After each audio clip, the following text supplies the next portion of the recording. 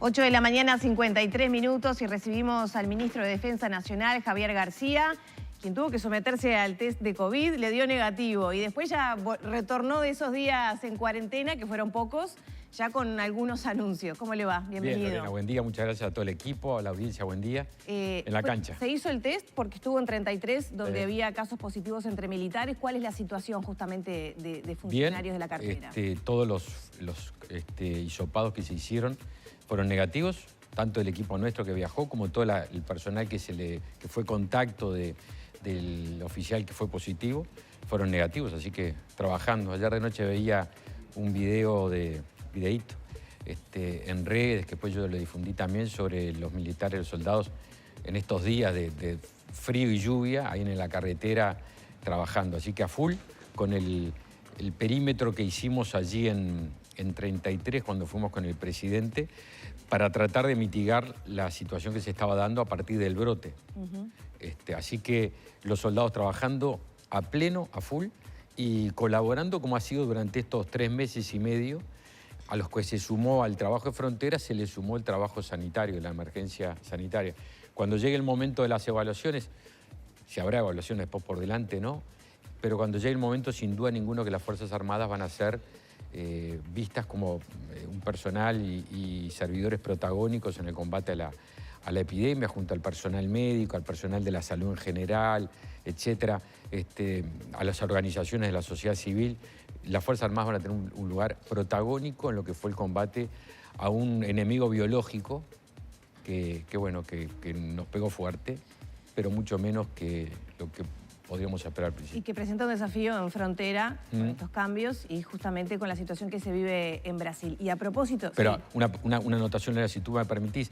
Uno se puede hacer una pregunta, es contrafáctica la pregunta porque es... Uno dice, a ver, si no hubieran estado las Fuerzas Armadas en frontera, ¿cuál hubiera sido el resultado? Porque se dio la circunstancia que el 16 de marzo, los primeros 4 casos aquí fueron el 13 de marzo. Nosotros el 16 teníamos previsto, y así fue, el comienzo del trabajo en frontera. Es decir, que todo el empujón inicial de los contagios se dio con un despliegue de 1000 efectivos de las fuerzas que transformaron o agregaron a su trabajo de frontera el trabajo sanitario. Entonces, esas cosas se dio la circunstancia que nos agarró el empuje de la epidemia con un despliegue territorial que permitió anillados de fronteras, cierres, controles sanitarios. La verdad que ¿Y brotes como el de 33 o el de Rivera, si hubiera habido algunos cambios en el trabajo, se hubieran podido evitar?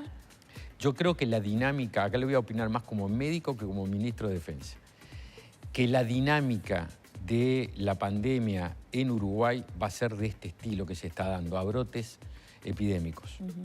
¿Por qué? Porque notoriamente 3 meses y medio después de que tuviéramos los primeros casos, la circulación comunitaria del virus fue muy acotada. Escuchaba el otro día a algunos de los científicos hablar que casos de contagio por circulación comunitaria andaban en torno del 15%. Sí, o menos. Hablaba solamente del Vilar de Bo y de los residenciales de adultos mayores. ¿Cuál fue la dinámica viral en brotes? ¿Cuál es el beneficio, dentro de las cosas, ¿no? del beneficio? Que cuando usted tiene un brote es porque hay una noción de contacto. Entonces usted sabe cuál es el contacto original y los contactos que se desprenden y ataca ese brote. Cuando es comunitario es un enemigo que circula sin que usted sepa por dónde viene. Acá sabe dónde está. Entonces tuvimos Vilar de Bo, tuvimos los residenciales de adultos mayores, tuvimos Rivera, 33. Entonces, ¿cuál es, me parece a mí, la enseñanza que entre todos tenemos que asumir? Primero, que esto no estamos al final de nada. Tenemos que estar siempre con la guardia alta.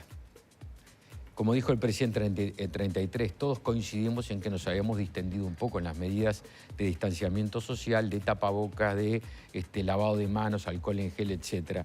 Hay que estar siempre previniendo, porque si nosotros mantenemos la guardia alta, quizás incluso los brotes sean más acotados. Ministro, a propósito del trabajo de militares en fronteras, ha habido un comunicado de los funcionarios de aduana denunciando algunas extralimitaciones de militares haciendo su trabajo. Bueno, ¿cuál es la posición del ministerio? Bueno, primero el mayor respeto para toda persona o sindicato que tenga su opinión. Usted se imagina que yo me relaciono con la institución, con el director Borgiani de aduanas, todo este trabajo lo venimos haciendo desde los primeros días de marzo, como le dije, y se inició con un trabajo en coordinación de participó la aduana. Ahora lo repetimos la semana que viene. Tacuarembó, Maldonado y Montevideo con las autoridades de la aduana. Después yo recibí la visita allí en el Ministerio del Director y de Autoridades pidiendo refuerzo y pidiendo algo que nosotros colaboramos en lo que se nos pidió. Nos dijeron, hay muchos lugares donde están solo un aduanero o una aduanera y les pedimos que pongan militares para ayudar. En la noche están solos, no es peligroso. Me acuerdo que en el Chuy nos pidieron.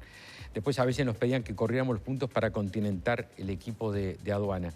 Y la verdad que el director de aduana dijo ayer, yo tengo una visión absolutamente diferente. Yo le agradezco mucho a los efectivos militares y al Ministerio de Defensa la colaboración que nos están dando. ¿Por qué? Porque esta semana completamos 1.200.000 horas de trabajo en frontera. 1.200.000 horas de mujeres y hombres efectivos de las fuerzas, estando en lugares donde nunca el Estado estuvo. Entonces, si a uno le preguntan, a ver, ¿qué es preferible? Que en un punto de frontera, de zona fronteriza, haya un efectivo en representación del Estado, de las Fuerzas Armadas, que, entre otras cosas, por ejemplo, encuentra un gran contrabando, un camión con cientos de miles de pesos de prendas de contrabando, que eso significa afectar el trabajo de los uruguayos, de los comerciantes, de los productores, lastimar la economía uruguaya y por lo tanto a la familia uruguaya. Y hay un efectivo de las Fuerzas Armadas que actúa dentro de la ley, del decreto y la ley, detiene y da cuenta, porque así se actúa, y da cuenta a las autoridades competentes, aduana y fiscalía. Yo no encuentro realmente cuál es el problema.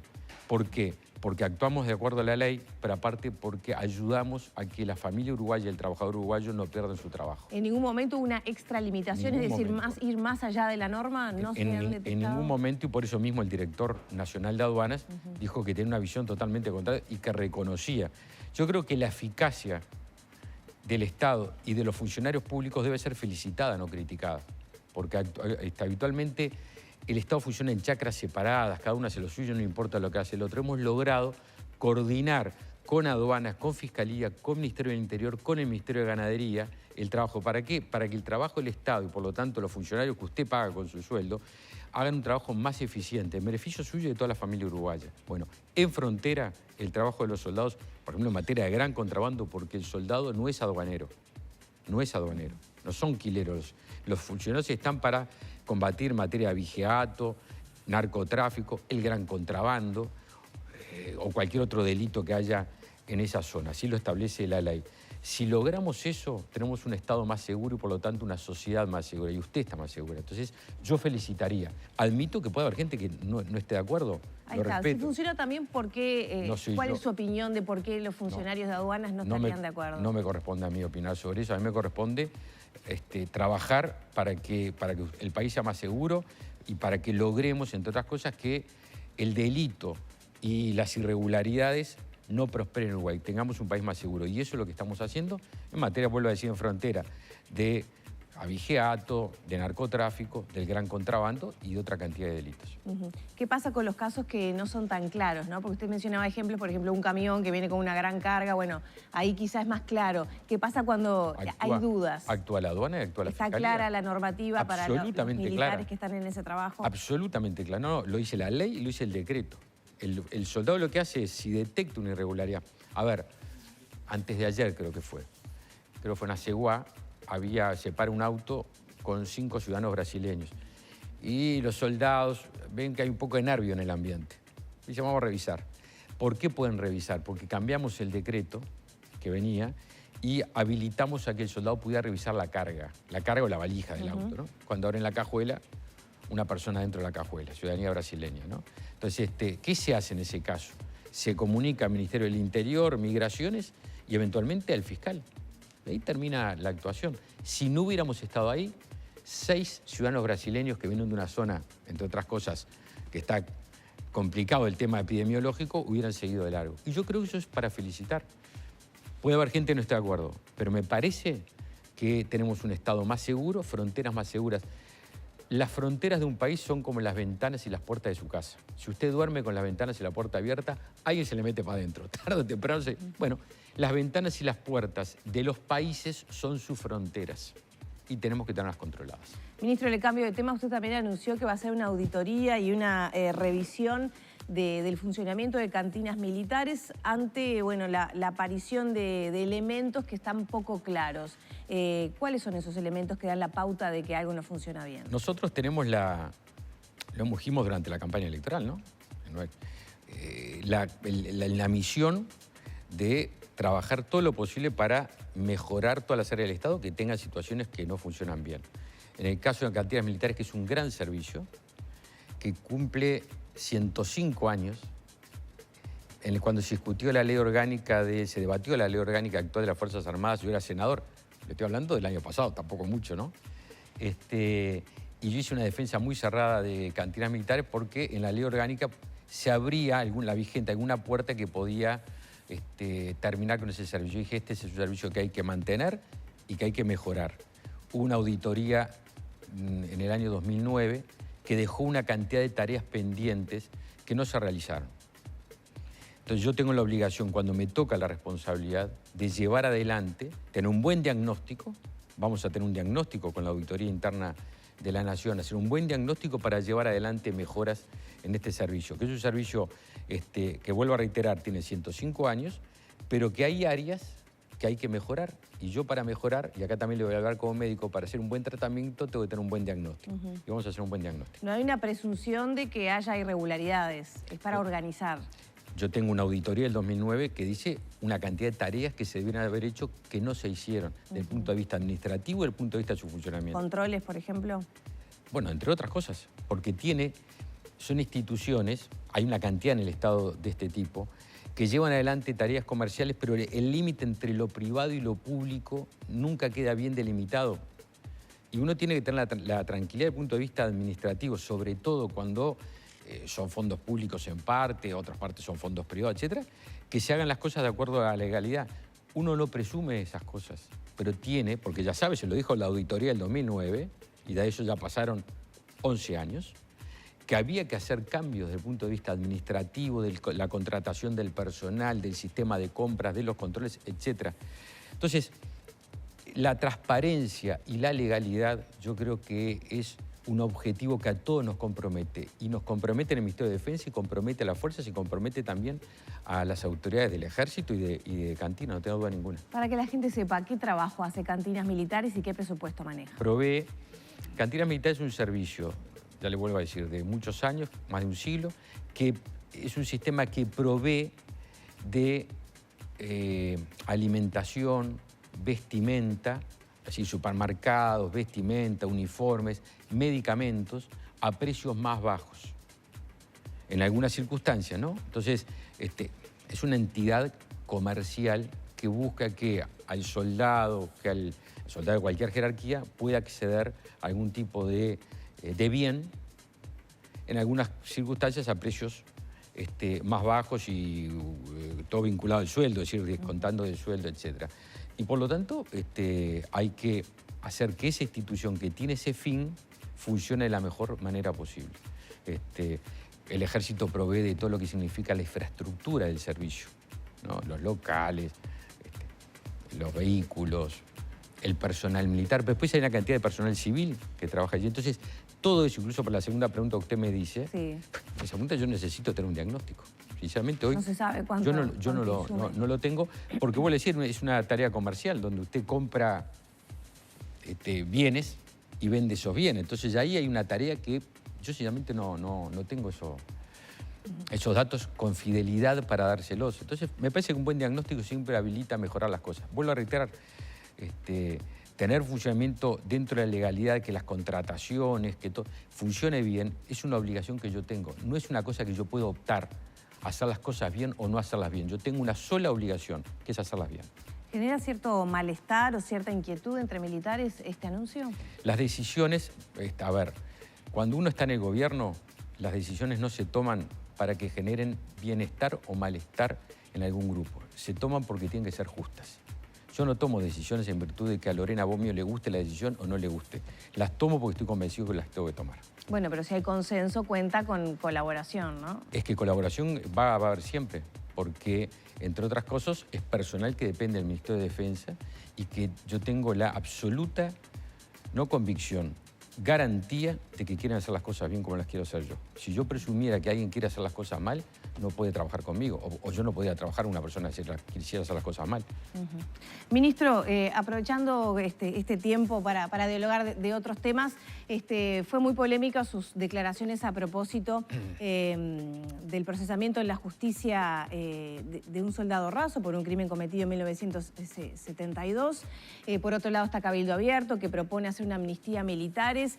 Bueno, ¿cómo usted ya manifestó que no estaba de acuerdo con esa propuesta? ¿Cómo se vinculan esas dos posturas? Con el final de la respuesta a la pregunta anterior.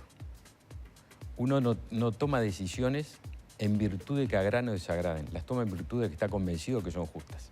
Esa fue las respuestas que di a esas preguntas, con ese mismo convencimiento y esa misma honestidad intelectual. Pero si usted tiene reparos para el accionar de la justicia por un... Yo no tengo reparos para accionar de la justicia. Usted cuestionó de alguna manera el... Tampoco. Me afilio. Bueno. Ayer hablaba con el fiscal de la Nación, el doctor Díaz. Usted, yo le hice la nota de cuando salió de reunirse con el presidente y manifestó preocupación por esa situación. Pero eso no es cuestionar. Cuestionar es cuando uno pone reparos a la acción de un poder. Yo no pongo ningún reparo. Mal podría poner reparo cuando gran parte de mi adolescencia, juventud, la hice para que hubiera una justicia libre, autónoma e independiente y que volviera la justicia al país. Me peleé mucho contra la dictadura para que hubiera una justicia independiente y para poder estar en un canal de televisión y hablar libremente. Recuerdo las palabras de la semana pasada del fiscal Díaz, que dijo, las opiniones del ministro García son opiniones libres de un ciudadano que tiene todo el derecho a opinar. Claro, no es cualquier ciudadano, es un ministro. Pero no dejó de ser ciudadano. Como hay jueces que opinan de un ministro o pueden opinar de una decisión del Poder Ejecutivo, hay decisiones puede haber opiniones de un ministro que opinan de un juez o un legislador que opina de un ministro que opina de un juez. Es parte de la libertad. Yo no conozco ninguna, no la conozco porque no hay, ninguna norma, ni constitucional, ni legal que impida al ciudadano uruguayo opinar libremente y con respeto de algún tema. Si hubiera un impedimento, no estaríamos en libertad y en democracia, porque eso afectaría a la libertad de expresión. Entonces, con la misma libertad, yo dije preocupación, nada más, porque, vuelvo a reiterar, con honestidad tengo esa convicción. Voy a ir al Parlamento, no pude ir el viernes pasado porque estaba cuarentenado, pero con muchísimo gusto voy a ir al Parlamento a charlar estos temas. A ver, lo mío fue decir preocupación por un tema igual a este, hace unos años atrás, siendo ministro de Defensa el fallecido Fernández Huidobro, exministro Fernández Huidobro, ante una decisión judicial, no es que manifestó preocupación, mandó una carta a una jueza de Paso de los Toros, el Arraburu, el apellido, estoy casi seguro que es el apellido, diciendo que un fallo que había tomado era equivocado y había puesto preso a una persona que era inocente en el caso. Siendo ministro de Defensa, mandó una carta. Tenía razón Fernández Huidobro. Tenía razón. La persona que estaba presa era inocente, no había sido el asesino. Pero independientemente de eso, no encontré en ese momento a ningún legislador del momento que citara a Fernández Huidobro al Parlamento por ese caso. Cosa que ni bien ni mal, digo, es un hecho objetivo. Es que un ministro diga que tiene preocupación por un fallo, por lo que significa eso para adelante, no me parece que cite ninguna conciencia libre. A mí me parece. El objeto de la preocupación es que se condene a alguien después de tanto tiempo, ¿verdad? Cuando la persona cumple una orden. ¿Cómo eso se contrapone? Volvemos a la pregunta inicial, con esta propuesta de Cabildo Abierto de amnistiar a militares que podría tener la misma lógica, ¿no? Pasó tanto tiempo que ¿por qué seguir adelante? Lorena, esa pregunta yo creo que el indicado para responderlo es un dirigente de Cabildo Abierto. Pero yo le pregunto su opinión sobre si me preguntó su opinión, si me pregunta opinión, yo le dije que no estoy de acuerdo con esa opinión. Ahora, ¿por qué? Es una explicación que tiene que dar quien tiene que darla, no yo. ¿Por qué no está de acuerdo? Porque no estoy de acuerdo. Quien conoce mi forma de pensar tiene la respuesta. Bien. Danilo. Sí, no, me había quedado pendiente un poco el tema de las auditorías, lo que explicaba el ministro. Después de lo que sucedió con el robo de combustibles en la base allí en Maldonado, en Laguna del Sauce, comenzaron algunos comentarios en Corrillos que nunca se confirmaron oficialmente, pero le quería preguntar al ministro cómo está el tema auditorías en el tema uso de combustibles en determinadas dependencias. ¿Ya lo comenzaron, lo están viendo, lo están analizando? Porque a mí me había llegado información en algún momento que era un tema de preocupación el tema combustible. Danilo, mi actitud es, por lo menos la forma que me gusta trabajar es, hay un tema, si es un problema, no se siente solo en el problema, búsquele una solución. Entonces, este es un tema que en la transición, siendo febrero de este año, enero, febrero, cuando le hicimos la transición, al equipo del ministerio, no a mí personalmente, a todo el equipo del ministerio le pusimos un ojo. ¿Por qué? Por un tema de fondo, y es que los dineros públicos tienen que estar bien administrados siempre. Porque ustedes están varias horas trabajando acá. Los pongo de ejemplo a ustedes como trabajadores privados. Cualquier trabajo, el obrero que está en un andamio en la construcción ahora también, lo mismo. Todos los trabajadores, todos los días trabajan mucho para que de sus impuestos se financie el Estado. Entonces, mi obligación, en la pequeña porción que a mí me corresponde a responsabilidad, es que los dineros públicos se utilicen bien. Dentro de ese dinero está el que se utiliza para el combustible, por ejemplo, en la flota del Ministerio de Defensa. Allí nosotros vimos que teníamos una carencia importante en el control. Surgió este problema que tú decías bien en el caso de la base Curvelo de Maldonado. Sí. Pero vimos otro, en el trabajo, otro tema, era el control del combustible vehicular. Está el tema del Siscombe. Entonces, cuando... Claro, porque está el sistema Siscombe, que claro, eventualmente ese sistema sería inviolable. Control vehicular. Más o menos. No digo, no estoy así porque sea más o menos, digo porque hay varias formas de control en Siscombe. Ahora me fui interiorizando porque estamos trabajando en eso. Entonces me di cuenta que los únicos vehículos que estaban en el ministerio controlado eran... Me sobraban los dedos de una mano, de las dos manos, eran 10 autos, creo que era así, para que tenían Siscombe. Y eran los que estaban en la secretaría, en el casco del ministerio. Nada, no registraban en virtud de la cantidad. Dije, bueno, acá lo que hay que hacer es extender y universalizar de las pocas reparticiones del Estado que no se había puesto el Siscombe en estos años en el Ministerio de Defensa. Vuelvo a reiterar. O sea que, perdón. No sé si eran 10 autos u 11 o 9, pero ahí andaba. Escuchando esa respuesta, cualquier otro vehículo de cualquier otra unidad del Ejército o de cualquier dependencia, en realidad, del Ministerio de Defensa, era bastante vulnerable a maniobra. Sí. No estoy diciendo que sea que haya habido maniobras. Hubo en el caso de Curvelo, porque yo puedo hablar de las cosas que tengo conocimiento demostrado. Y hay un procesamiento judicial, claro, ¿no? Pero a mí me alerta y me dice, si estas cosas existieron, yo no puedo descartar que no existan. No puedo el día de mañana me digan, pero existía esto. Entonces tengo una luz amarilla que se prendió, opero. ¿Y qué es lo que estamos haciendo? Trabajando para universalizar el Siscombe dentro del ministerio. Que todas las unidades tengan. El ministerio tiene, no es lo mismo un blindado que el auto del ministerio que utilizo yo, por ejemplo. ¿No? Tienen diferentes realidades. ¿Por qué la hacía así? Porque estas son cosas que fui aprendiendo. El Siscombe puede tener hasta la localización de GPS. Entonces, si usted le pone... Una cosa es el TAC, que se llama, ¿no? Coincidir que la nafta que entra a un vehículo sea en un vehículo cuya matrícula es tal. Tiene que estar asociado el TAC a una matrícula para que no se coloque combustible en otro auto. Y eso ya afina bastante la trazabilidad del combustible. Pero le doy, por ejemplo, el caso de un blindado o de una camioneta operativa que está en frontera. Uno tiene que tener la previsión de que no sea seguible porque está cumpliendo una tarea de seguridad. Es decir, que tenga la posibilidad de que no sea detectable en qué lugar está haciendo vigilancia. Porque si no, es un bollo ir por otro lado, ¿no? Entonces, hay diferentes formas de instrumentar el control vehicular. Lo que sí, para mí, es indispensable es que gotas de combustible que ustedes pagan con sus impuestos y que destino teórico sea un vehículo del Ministerio de Defensa, el destino real también sea el vehículo del Ministerio de Defensa. Y en eso estamos trabajando. ¿Hay alguna otra área del sistema que preocupe porque haya indicios? ¿En qué sentido, Lorena? Bueno, se mencionaba Laguna del Sauce. No, yo tengo eso, pero a partir de eso, si usted me dice, ¿usted descarta? No puedo descartar. No puedo ni afirmar que está todo bien, ni decir, no, mire, puede ser que haya otras cosas mal. Lo voy a verificar y voy a solucionar el problema.